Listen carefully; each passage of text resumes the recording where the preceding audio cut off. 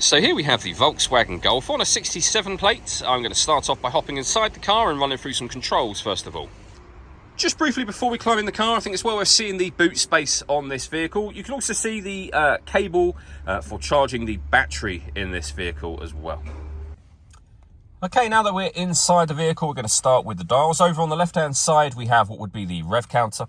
So it will show you whether the batteries are charging and whether or how much percentage of power you are using. You can also see the vehicle is currently in park as it's an automatic gearbox. Beneath that, we have the battery, what would be fuel gauge if you like, but the battery charge level. Over on the right-hand side, we then have the speedometer. We have a digital readout for the speedometer within that, and below that, the fuel gauge for the car.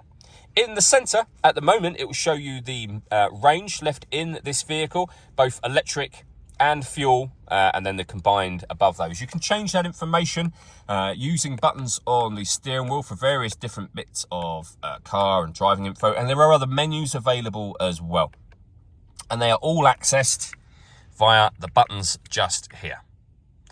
We've also then got stereo controls, which continue on the left-hand side with cruise control.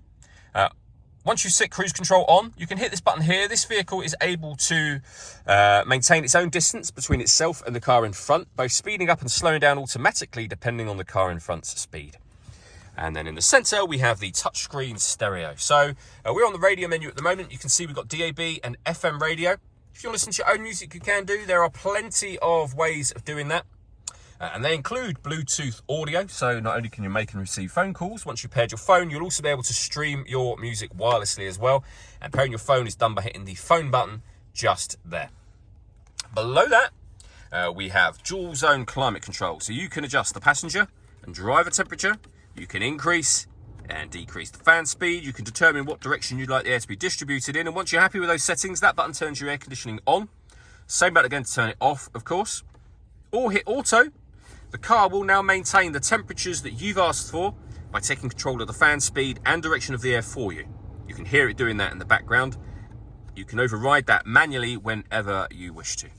We then have some storage underneath that, along with a USB and auxiliary input. We then have the gear lever for the fully automatic gearbox. We can turn our parking sensors on and off. We can force the vehicle into electric mode, assuming there's enough charge left in the car as well. You can turn on an electronic engine sound should you wish to, so whilst you're driving along you'll still have the engine noise even though you're running as an electric motor. And we have electronic handbrake with auto hold function as well.